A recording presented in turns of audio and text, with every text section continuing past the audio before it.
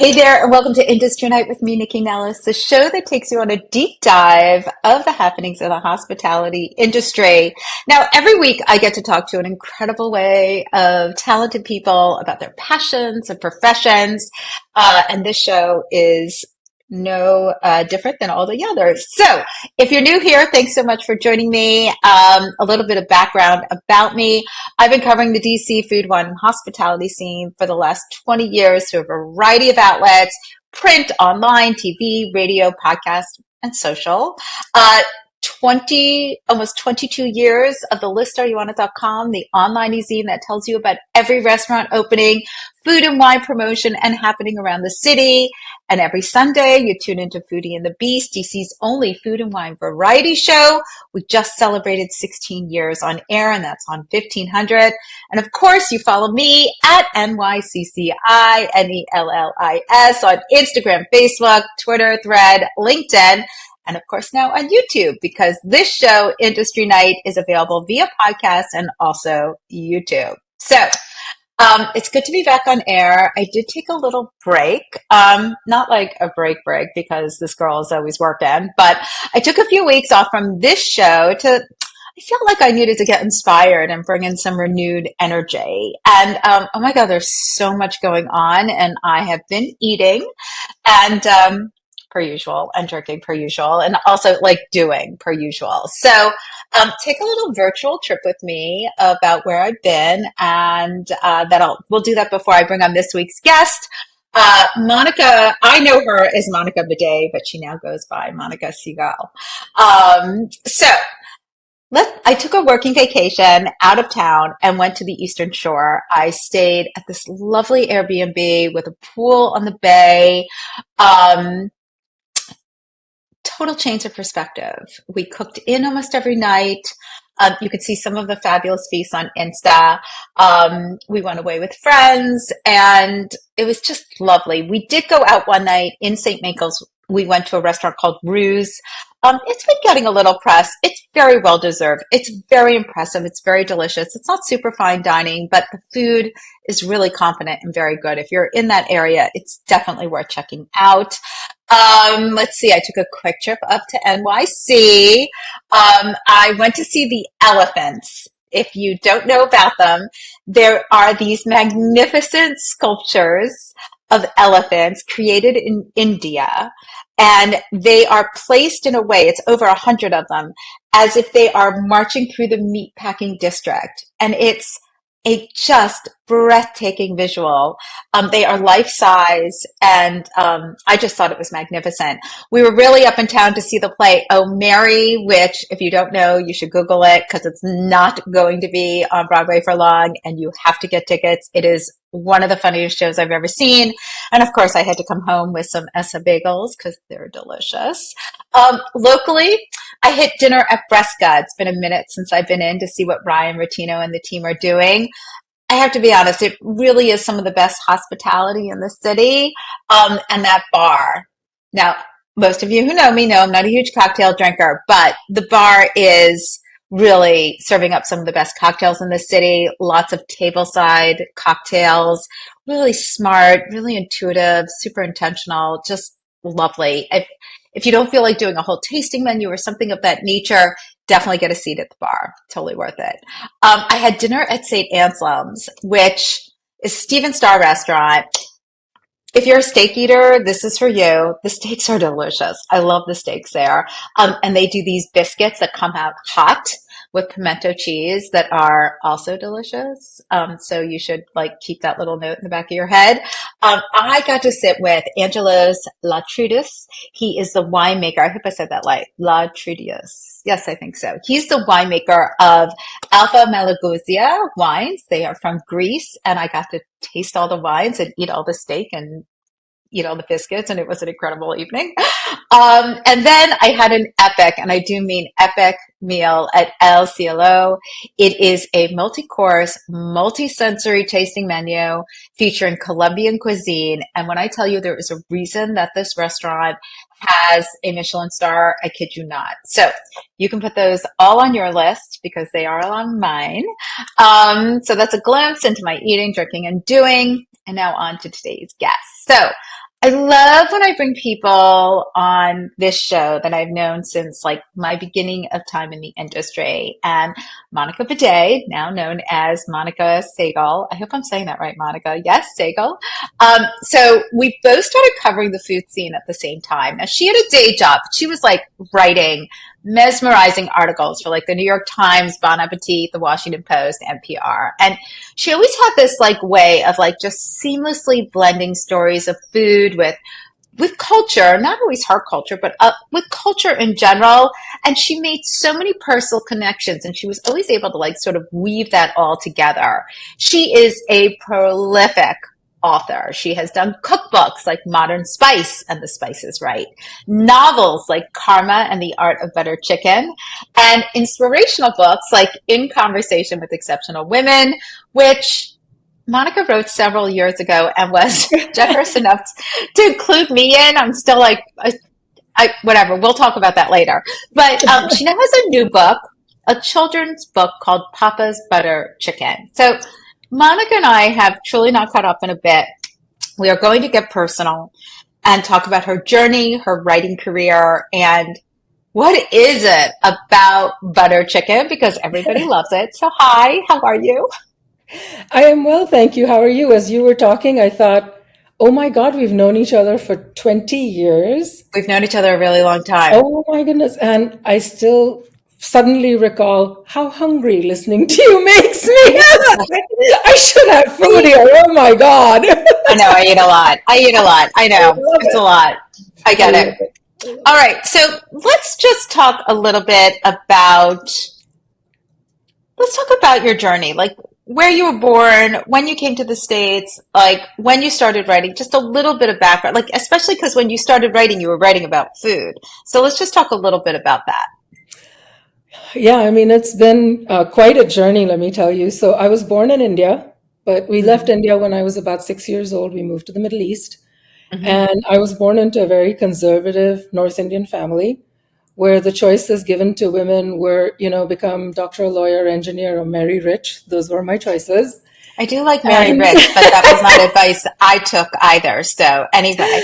oh my goodness. Yeah. No, and I knew I wanted to write since I was about 6 or 7. Like my earliest memories are of telling stories because Mm-hmm. it's the only way I could make sense of the world around me. I would Mm-hmm. tell little stories about when something was difficult at school and I couldn't understand. I'd come home and I had these little puppet figures who were trying to explain to each other what was happening. Just to make sense of everything that was around. There's a lot of sensory overload at the time, I remember as a child. And then as I grew, I wanted to write. I kept telling my dad, I want to tell stories, I want to write. And his concern, immigrant parents, right? And we're a Right. family. So I come from a family that was part of the India-Pakistan partition. So my Mm-hmm. parents, although Hindu, came in from the Pakistan side of India into India during the partition. They lost everything. So they had Mm. to start from nothing. So when you have an immigrant family that has seen what devastation can do and that has seen what lack of finances can do. They want you to go into a job that will pay your bills Mm-hmm. regardless. And to my father's understanding, writing wasn't one of them.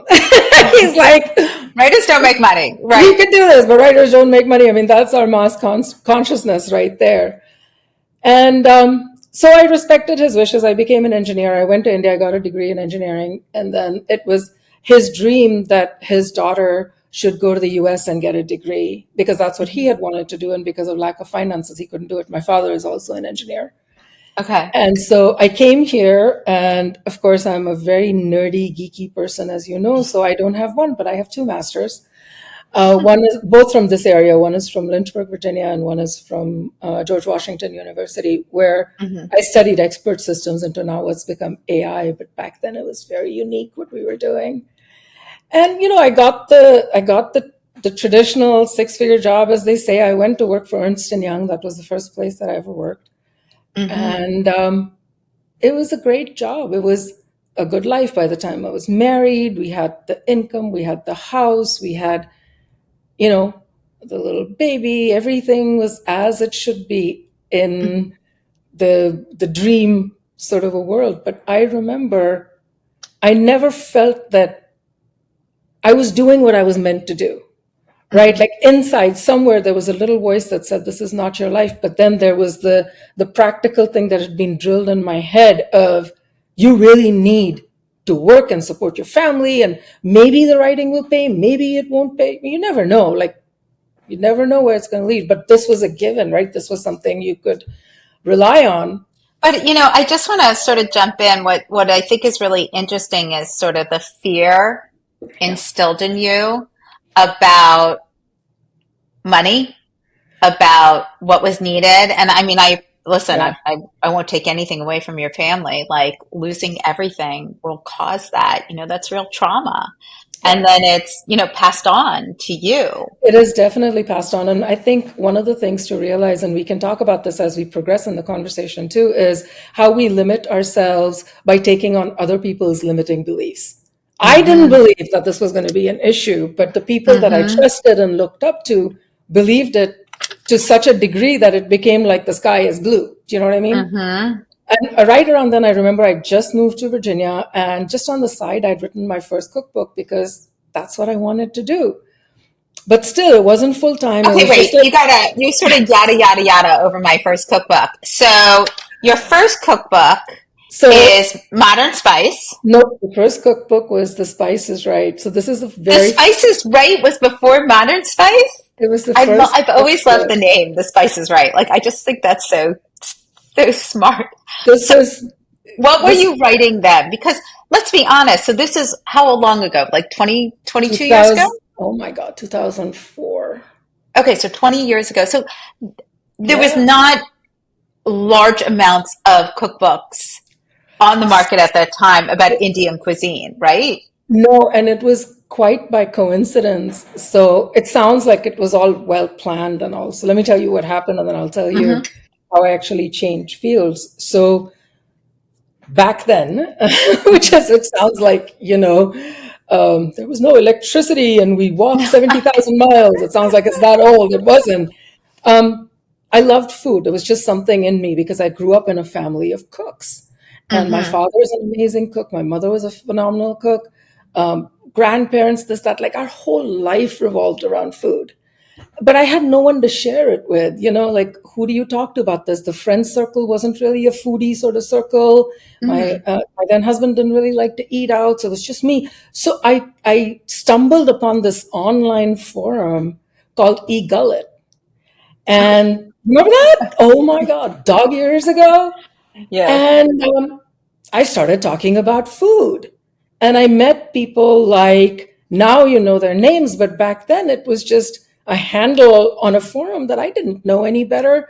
I met Mark Bittman, I met Anthony Mm-hmm. Bourdain, I met Paula Wolford, like all these people. I met Michael Roman, everybody just talking about food. Well, you had no idea who was writing for who was doing what.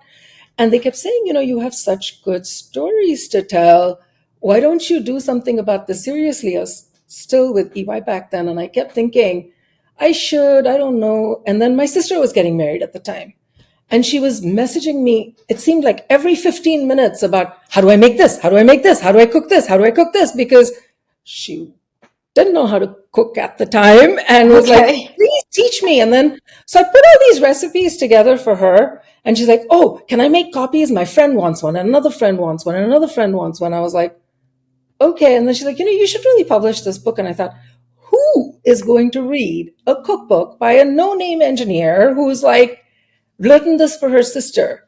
So Right. just on the whim, I sent the manuscript, which I didn't even know you're not supposed to send, to 5 or 6 publishing houses and forgot about it.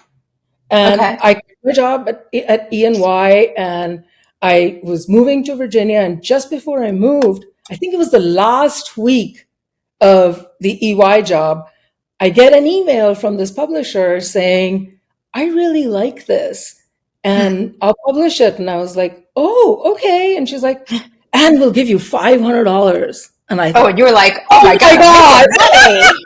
I'm making money considering it's already written and done. So that was the first book, but I did it very quietly. I didn't let a lot of Mhm. people know because there was so much pressure on my head. to, work a typical expected position and not say anything, that I really Hmm. didn't say anything. And then it took a while for the book to come out. But everything changed, that book changed everything, because this is kind of a sad story, but I wrote it, I sent it out, I took another job. I was working for Hewitt Associates, again, same 9 to 5, at my Hmm. desk, working away. By the time I was in Virginia, and you'll know the building, it was 2941 Fairview Park, Yeah. where John Yeah. Crim used to cook. It was in Sure. that building upstairs. And I remember one day I get a call from this friend of ours. His name is Mike, and he's calling from Cleveland, Ohio, which is where we used to live. And Mike and his wife were our first married couple friends. When you just get Hmm. married, you meet this newlywed couple and you become close. Hmm. Well, Beth and I became really close. Beth was German by heritage, was a lawyer, worked pro bono for a long time, helping Hmm. people with like housing issues and things like that. And she knew my love of writing. I used to talk about it nonstop with her. And she used to keep telling me, why don't you quit your job and write? And I was like, no, no, no, I'm going to do it when I retire. And Beth was like, come on, Monica, this is stupid. This is obviously something that really interests you. Mm. Well, that day, I got a call from Mike, and we were all, I think, about 35 at the time, maybe 36, Okay. I can't remember. Beth had 3 little children, Mm. very young. And he said, I'm really sorry to tell you, Beth was outside the house on the sidewalk, just outside her house on the sidewalk, teaching one of the kids to rollerblade, Hmm. and fell and hit the side of her head Oh my God. and passed away, Oh my God. just like that. And I remember sitting in that office thinking, this can't be real. Sure. This is my vibrant, wonderful friend, filled with so much energy and love and so much to give, and these beautiful children and her loving husband, and Mm. gone. And it took me some time to process, and her words kept coming back, because I used to always tell her, I'll write when I retire. And she Mm. used to always tell me, what makes you think you're going to live that long? Wow. So I quit my job, Hmm. and I wrote a letter to my father. And I said, I know this is not your dream, but if I don't do this, it's going to destroy me. I'm going to do this. I'm going to honor my friend's memory. I'm going to write full time, and Wow. I want your blessings. And he did. I mean, it was hard for him, but he Hmm. was like, I can Now, see. where was your dad at this time? Where was he He was in living? India. He was in India. Okay.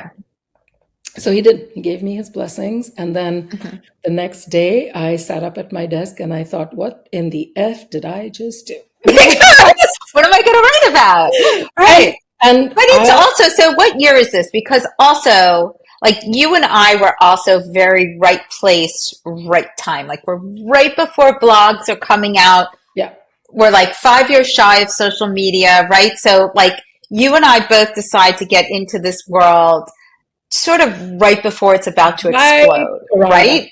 Yeah, I got very lucky. I met some Hmm. great people, like I met you. I met a lot of other people, and the stories just started to write themselves. There's one story I Mm. have to tell you, because you'll appreciate it, because it's with John Crin. Mm. So by this time now, this book is out. I'm getting ready to quit my job. I've just given my notice at the company. And the Washington Post actually did an article on this book. They did a little picture of me and Hmm. said, oh, local author, new book, very short, little, cute little God, piece. they would never do that now, but yes. I They mean, did. they don't cover that kind of stuff now. It's They so don't. It was annoying. very local that time. It was very Yeah. hyper local.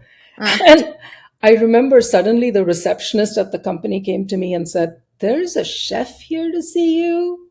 And I was like, what? And there was John Crin in Oh his my God. chef whites with a newspaper cutting. He looks at me and he says, my mother saw this in the paper and thought I should come and talk to you. That is so funny. And so we became friends, and I told him I wanted to write and this and that. And he said, well, do you want to learn how to make French food? Because he's, French trained chef. And I was like, I know Right. nothing about French cuisine. So let me come to your kitchen. So wonderful. So we get into his kitchen, and Look, the 1,000-foot journey. this was such a crazy experience. So we go into his kitchen, and I've got like, the hair and the cap and this and that. And I've never been in a French kitchen. I don't know anything. So John Hmm. says to me, we're going to start by making sauces, because if you can learn that, it's a fundamental basic thing. I was Right. like, I'm good. It's like Indian spices. I could do this. So I'm standing next to him, and he's making this sauce. And now this is when culture steps in when you least expect it. And this was the Hmm. starting of my writing journey. And he looks at me and he goes, look at the sauce. And he's explaining the color and this and that. And suddenly takes his finger and he tastes the sauce. Just takes his finger, Hmm. side of the pot. And I was like, oh my God, what are you doing? And he just looked at me and he said, I am tasting the sauce. Right. And I was like, oh my God, I would never do that. And he said, why? And I had to take a step back. And I said, we were taught Yeah. not to taste the food while it's cooking. And he said, Why? why? Why? And I said, I grew up in a very conservative house. And they used to say that if you eat the food while it's cooking, it becomes impure. The reason the food has to stay pure is that after you finish cooking, the first tasting is given to the gods. And John looks at me, typical John, and he's like, you have God in your house who tastes the first plate. It's And a I good was question. I like, mean, listen, it's a fair question. it's a fair Okay. question. I love him. And I said, well, no. But what they used to do is they had a farm, right? So they had animals in the back, like cows and chickens and whatever. Mm. So they would take the first plate, and usually it was given to the animals, like a cow would taste it. Because they say animals have the most pure spirits, right? Most pure Hmm. souls. John looks at me very carefully. He takes his finger, he sticks it back in the sauce, and he looks at me and he goes, taste this, honey. There are no cows in DC. It's Oh my my God. favorite story to tell. And then it just sort of started with that. I hadn't written for anyone. I'd been gathering these stories. And then one of my food pieces that I used to write for free online just because I liked it, a Hmm. friend of mine submitted it to what then used to be the Greenbriers Writers Conference. Do you remember this? Yes, I do. Mm. And it won like Best New Voice of the Year. And I thought, really? And I went Wow. there and I was terrified. I was terrified. There was a room filled with hundreds of food writers, authors, like newspaper reporters. And I had no idea who these people were. And I'm sitting in the back of the room going, I shouldn't have quit my job. I need to leave. I have no idea what they're talking about. They're talking about leads and they're talking about heads and decks and, Mm. this interview question and recipe testing. And I was like, wait, what? I was like, no idea. I had no idea. And there was this lovely woman sitting next to me. And she said, what is going on with you? And I said, I'm terrified. I said, I'm an engineer. I used to work in this job. And then I wrote this little book. And then I quit my job. And I don't know how to do this. And she said, okay, stop. She said, do you have something you want to write about? I said, yes. I said, my cousin's getting married in a couple of months. It's a crazy Indian wedding. There are going to be Hmm. 5,000 guests. Oh my It's God, like that is a crazy Indian wedding. Oh my God. and it's going to be around 10, 15 days of food. And I want to write about that food. And she said, that sounds like a fascinating story. Why don't you write it for us? And I thought, oh my God, please forgive me. And I said, I am so sorry. I don't know who you are. Right? And she said, oh, I'm the food editor for the Washington Post. So who was it? Was it It Phyllis was, or was it Bonnie? no, it was Jean. It was before Bonnie. Oh, wow. Wow. So I did. That was my first But break. see, that's my point, Monica. Right place, right time. You know what I mean? Like you were at the right place at the right Yeah. time. And I'm also very persistent. Like, did I ever tell you how I broke into the New York Times? No, how did you break into New York Times? Please don't do what I did, because now they I will not won't. Well, it's different today, but anybody. go ahead. Yeah, it's very different today. So when the story came out in the Post, I was still writing for eGullet. Hmm. And there were folks on there who were like, you should try writing for the Times. You've got a nice style. I think, it would resonate with people. And I was like, oh, okay. I didn't understand because I was so naive and so new to the field. I had no idea this was the New York Times. Now I know better. Right. But back then, it was like, oh, it's a newspaper. I mean, the worst they're going to do is say no.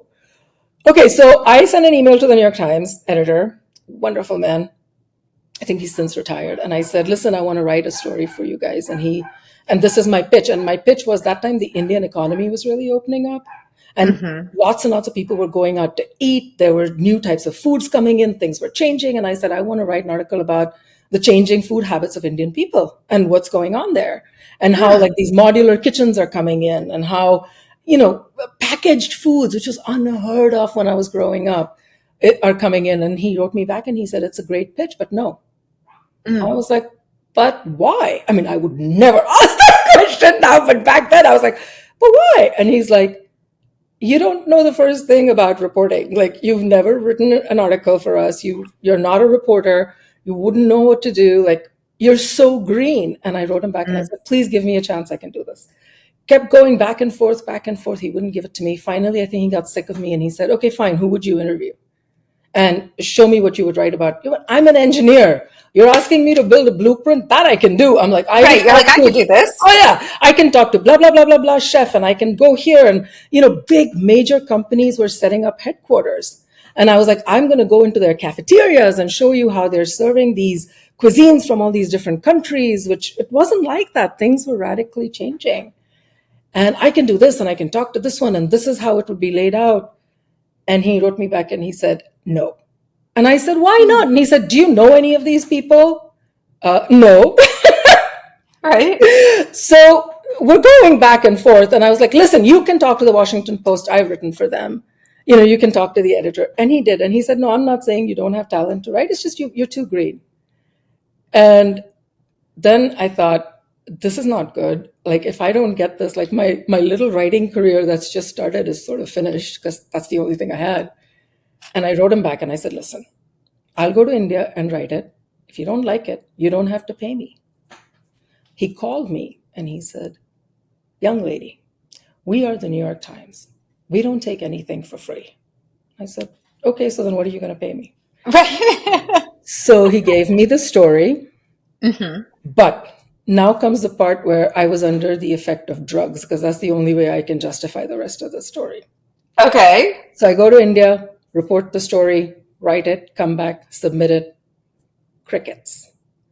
Wait, month, crickets. And I thought, that's it. My life is over. The New York Times has figured out God, that you are such a fatalist, man. Like, I can't believe the way you're like, you just lose it. You're like, and that's it. It's all over. It's all over. They know I'm this imposter writer. And that's it. He's going to tell everybody she's an idiot. And I'm like fretting. Well, I ended up, not related to this, but getting into the hospital for some surgery. This is where the drugs part comes in. Okay. So I go to the hospital. I'm in the hospital for 10 days. Major surgery, lots of drugs. Oh my goodness. And the day I come home, I'm like zoned out on whatever they've given me for the pain. I enter the house and the phone is ringing. And guess who it is? It's the editor. It's the editor. So I take the call and I am so woozy. I'm like, hello. And he's like, oh, hi, Monica, it's Nick. And I was like, hey. And he goes, I read your story. And I was like, okay.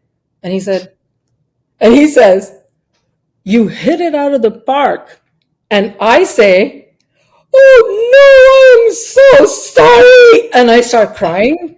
Oh, And he's like, are you okay? What's going on? And my former husband was with me. He's like, why are you crying? Who's on the phone? And I was like, it's the editor. And he's saying something about the ball is out of the park and it's supposed to be in the park because it's a game and it's all over. And he's like, stop it. What did he say? And I can hear this guy on the phone going, are you okay? Is everything okay? And finally, my husband looks at me and goes, you idiot.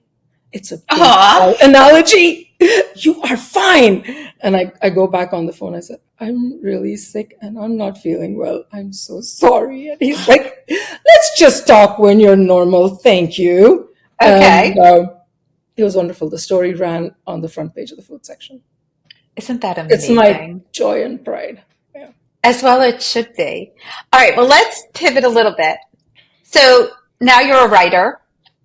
You're writing more than just articles. Yeah. You're also doing books, but not just cookbooks, inspirational books, poetry, novels. So how did this all come to be? And just talk us through it a little bit.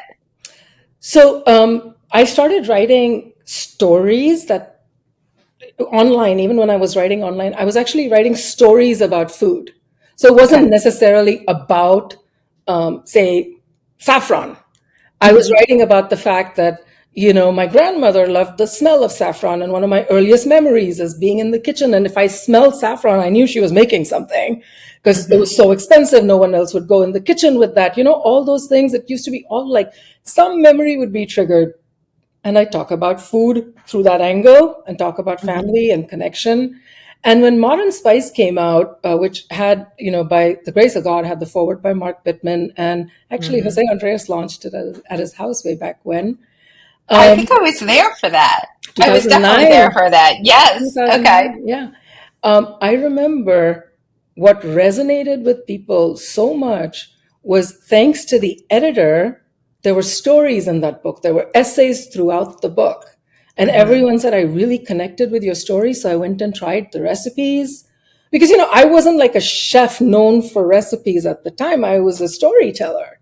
And people would connect with the stories and go into the recipes through there as Right. But opposed at to. that time, just to be fair, if you were to look at the cookbooks on the cookbook shelves, it was probably cut down the middle, like chef Yeah, led cookbooks and cookbook writers. right. Do you know what I mean? There were almost, and actually, probably like in the 80s, like if you looked at cookbooks from the 80s, most of it was writers. Yeah. It wasn't chefs. Do you know what I mean? So there's been a real shift in There what you're was seeing on the shelves. And also, like, other than Mother Joffrey and maybe a couple of other people, there weren't that many Indian writers writing about Indian food in Right, America.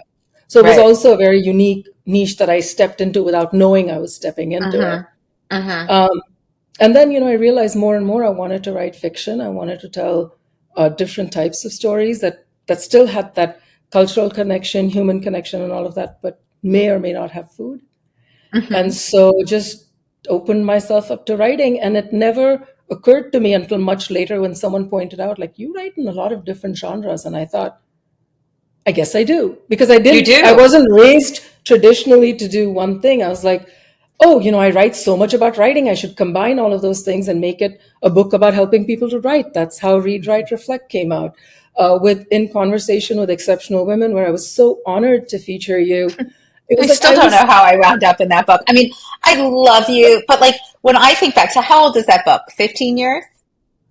close 15 to. or 16 years? Like when I look back at the woman who was in that book, I I love you for putting me in it, but I don't think I knew my value at that time. Do you know what I mean? Like I don't think I understood, I don't think I had a clear understanding of the career path I was creating and where I was going compared to where I am now. Because Yeah. just like you, when you talk about like your insecurities and not trusting in yourself and not trusting your passion and not trusting your skills, I think probably back then I was in a very similar place. I was kind of like, I was just doing shit. Do you know what I mean? Like I started this website, I was on radio, I was on TV, like I was doing things, but I didn't know where it was going, and I wasn't taking a moment to be intentional and thoughtful and take the time. I was just, plus my kids were young then. I mean, you had I young kids remember. too. I mean, like I was just going. So like when I look back on that time, I don't know if I hope to God I was appreciative of the opportunity that you gave me, Oh, but I don't know if I could have valued it because I don't think I valued myself as much at that time. well, I think for all of us, hindsight is 2020. But the Sure. reason that I featured you, and God knows I'd do it again, was exceptional people, folks like you, have it's an intangible, it's an aura where that there is something so big and so magnetic. You can't say I couldn't say whether you're going to become a star on TV or radio or which media you're going to follow, but I know a star when I see one. Mm. And it was so inspiring to speak with you and you were fearless. I mean, that's one thing I loved about you. Here you were trying to do something different. And to be honest, there was no role model for you because you were doing something so unique. in so many different areas, creating lists when no one had heard of something like this, and how would you succeed? And you had this um, you had this inner knowing that you're going to do this. I think the knowing may have been in your heart. All the doubt Mhm. was here in the head. Right. Is it going to Right. work? It's like me. I knew I wanted to be a storyteller in my heart. My brain said 76,000 things. But Hmm. here, I knew. And when I saw you and I met you and I saw your aura and I saw the way you just lit up a room when you walked in without saying a single word, Oh, thank you. that's That's so exceptional. nice of you. Well, And I it appreciate stayed that. like that. And look at where you are. And damn, I was right. I love Well, it. I appreciate that. All right, let's talk about there was a shift. You disappeared from writing for a little bit. Not a lot. I mean, you were still putting out books, but you did draw back. You had some changes in your personal life, Yeah. but now you're swinging back in. So let's just talk about that shift a little bit. I always feel like when things are going well or maybe even steady, the universe is like, oh, come over here, you. And so it was 2016. The books were doing well. I think I had about 10 books out at the time, maybe nine, Mm, 10, I've forgotten. The newest one was out, Karma and the Outer Butter Chicken. It was doing phenomenally well. It was my first novel. It was a novel about food. It was a novel inspired by the work that Jose Andres had done at World Central Kitchen about how one person can change the world when it came to mhm, helping people. And suddenly one day, my then husband had a massive stroke and it changed our entire universe. By the grace of God, he is well and fine and mhm, is living a full life. But back then, it was very difficult. To term it a disaster would have been an understatement. mhm, And there are so many studies about this where sometimes things that are hidden sort of bubble up during disasters. mhm. And it was a difficult marriage already, and this didn't help the situation. And I guess not all of us get our beautiful forever afters. So our 23-year marriage ended. Mhm. Um, and I was at that time freelancing and, quickly realized that there were no finances. It was going to be an issue. And it literally, I was describing it to somebody the other day. I thought, it was 2017, 2018. My life sounded like an old country music song. First, the dog died, then the truck died, then the house caught Yeah. on fire, then, like, literally everything you could see was done. Like, it was disaster. It was finished. And I had part of the divorce agreement was that I needed to quickly get a job to show a regular Mhm. paycheck, health insurance to get custody of the children. So all of a sudden, I was back in the corporate world. Mm. Um, I That did. must have been that must have been quite a shock to your system. I don't even think I gave myself time to process. It was, Mm. mama bear, mom mode on. I got to take care of my family. And I Hmm. joined, this was really funny. So now it's funny. Back then, I was like, what in the hell is going on? So I joined this company, lovely company. I loved working there. They hired me as a corporate storyteller because I could tell stories. They'd read my Hmm. work. In fact, the hiring manager, when it came to the interview, I'm desperately trying to sell him because I've been out of corporate for 14 years and I'm talking to him and Right. he says, Monica, the Chicago Tribune is on the table. You have a story in there. Your cookbooks are here. My wife is telling me, hire her now. So Okay. you're good. So I was grateful to my food writing to give me that in. But I joined the company. I must have been there 4 months, 5 months. COVID. Right. Suddenly, it's like, oh my God, new job. I'm single suddenly, single parent, two kids, and now we can't step out of the house. Right. Yeah, you talk about a change. I want to say it kicked my ass. And even up until then, Nikki, this is really funny, and you can delete this if it doesn't fit the It's podcast. okay. I realized something, it was March of that COVID year, the year everything shut 2020. down. Yeah. And I realized that I'd been very strong, because there was so much going on. You didn't have the luxury of being emotional or reacting. Hmm.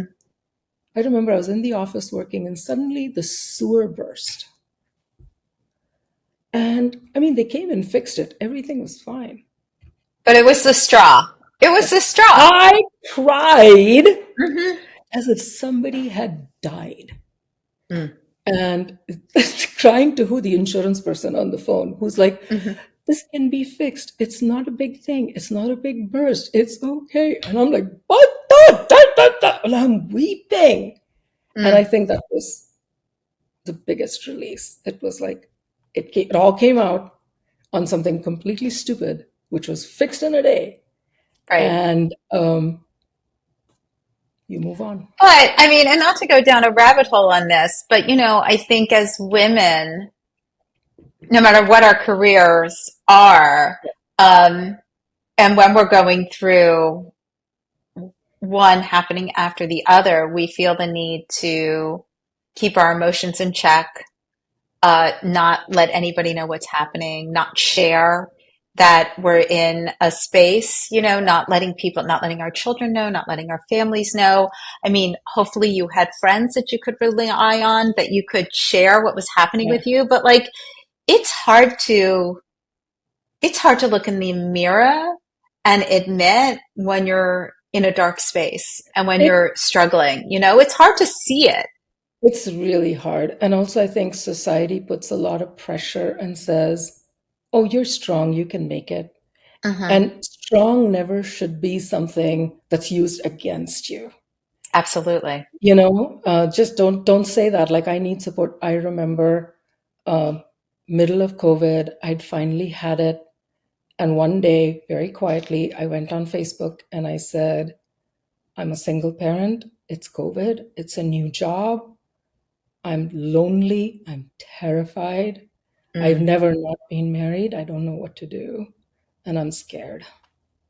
Mm. And it was a public admission, and the love came from so many people. And I realized that day that it's the shame of feeling like you failed at something that keeps you quiet.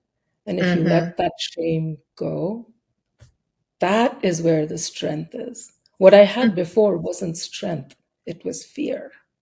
Hmm. The strength was behind the shame. Once it was Hmm. out, I was like, okay, now I can talk about this. And so many women came forward about, they had a difficult situation and how they made it work and things to look out for them. And how do you raise two boys as a single mother? I didn't know. What Hmm. do I do? How do I take care of them? And um, it was the grace of God, but it was coming out and admitting I felt alone and I felt terrified. Hmm. It was so hard for me to say. I mean, even now as I say it, I was like, did I really say that? I did. It was very hard.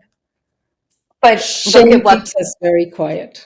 But look what came back, by kicking it to the curb. Like all the support, all the people who Yeah. are like, I've got your back. I think shame can also be very isolating. You feel like you're in it all by yourself because you don't want to share it. You're afraid of And you don't being want to be judged. judged. You don't want to be Yeah. judged. Because when I would tell people who were sort of close to us as a couple, I was judged. How could you do Hmm. this? Why didn't you compromise? Why didn't you do this? Why didn't you do that?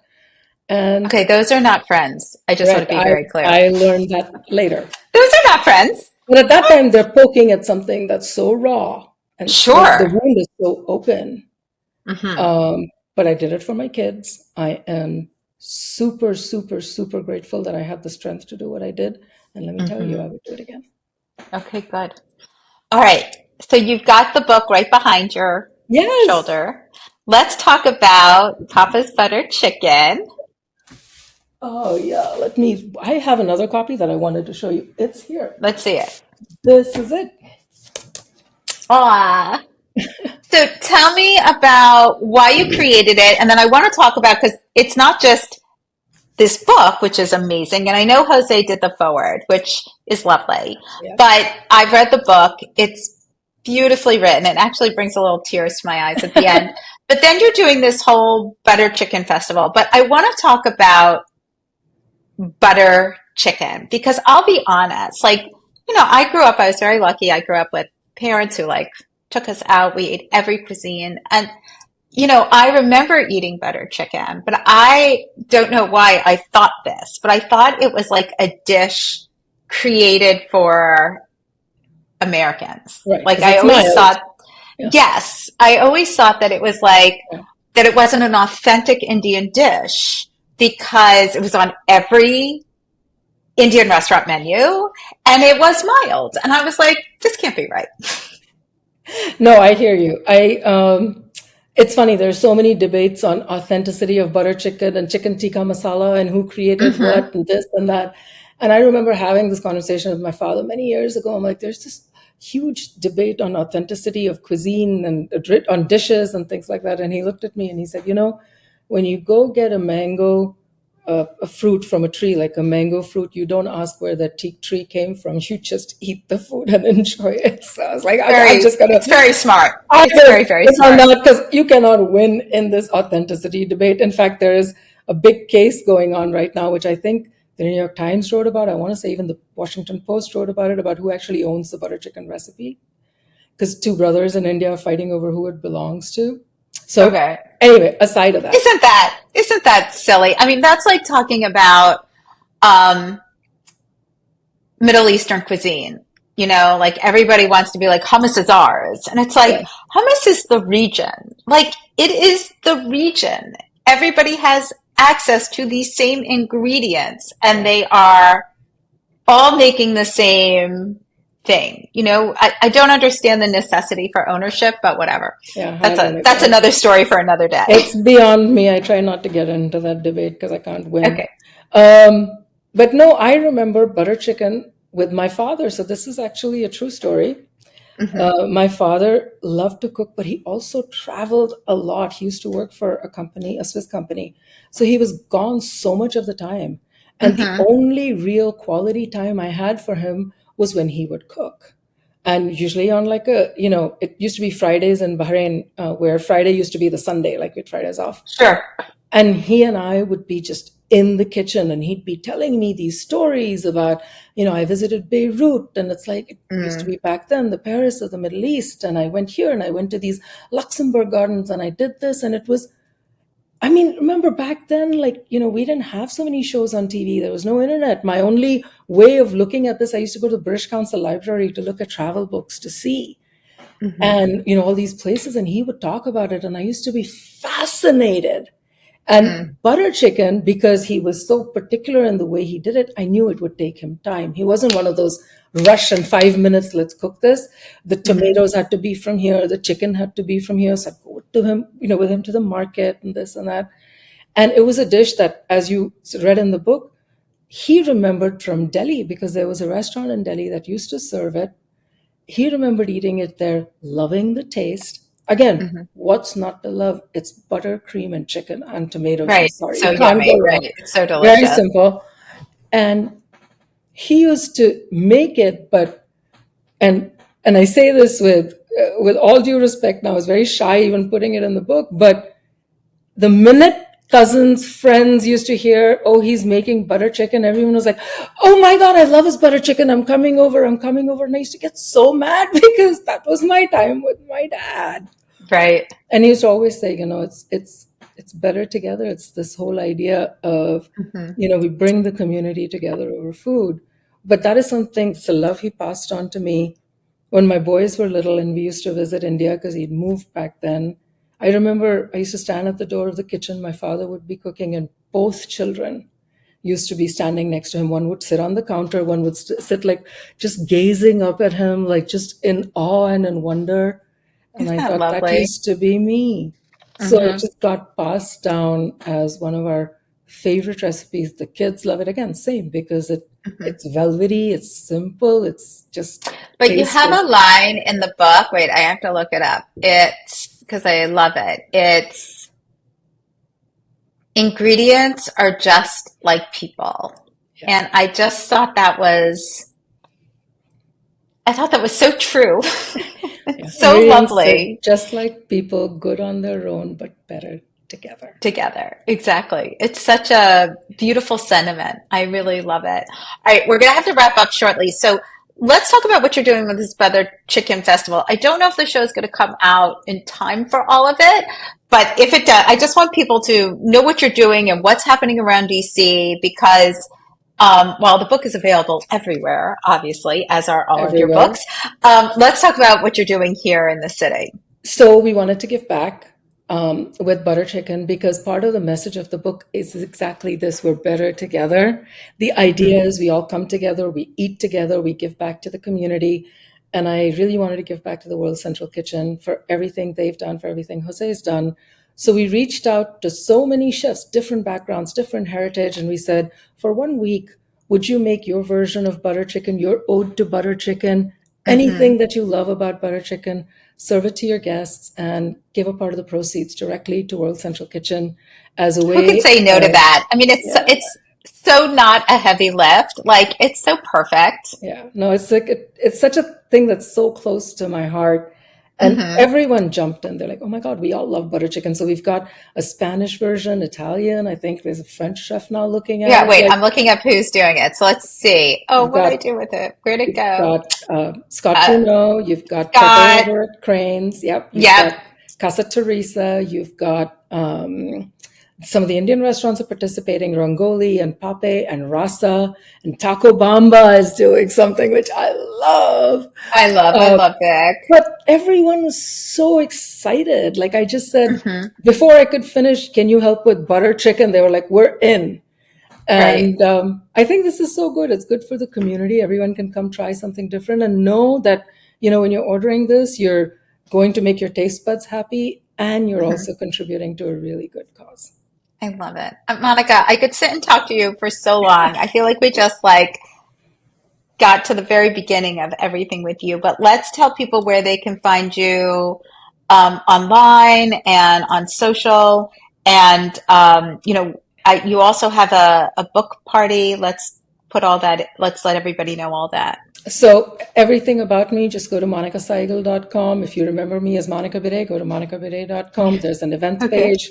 It lists where all the details of the festival, all the details of my Mhm. book, all my social media is on there. So come join in. We can have some fun. Great. Okay, quickly, I'm just going to ask you two questions. So, for people who may be uninitiated with Indian cuisine, what would be the dish that, other than butter chicken, Yes. what would be a dish that you're like, order this, you'll be a diehard forever? Okay, so I have very simple tastes, so don't laugh at me. But I always like to try lentils at a restaurant because I feel like if they can do Like the lentils dal? right, the dals, yeah, if they can do Hmm. the dal right, they can cook anything.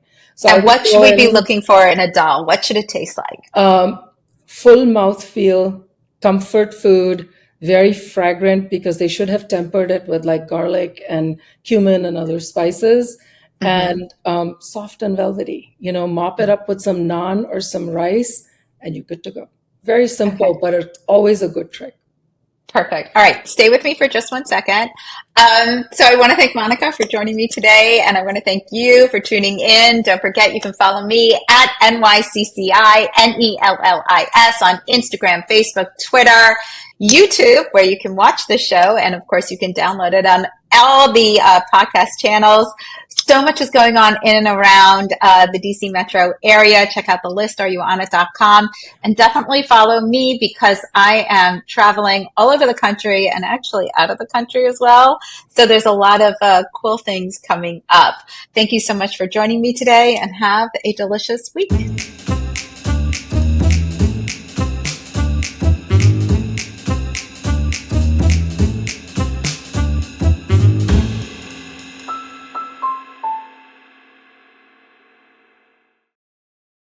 Produced by Heartcast Media.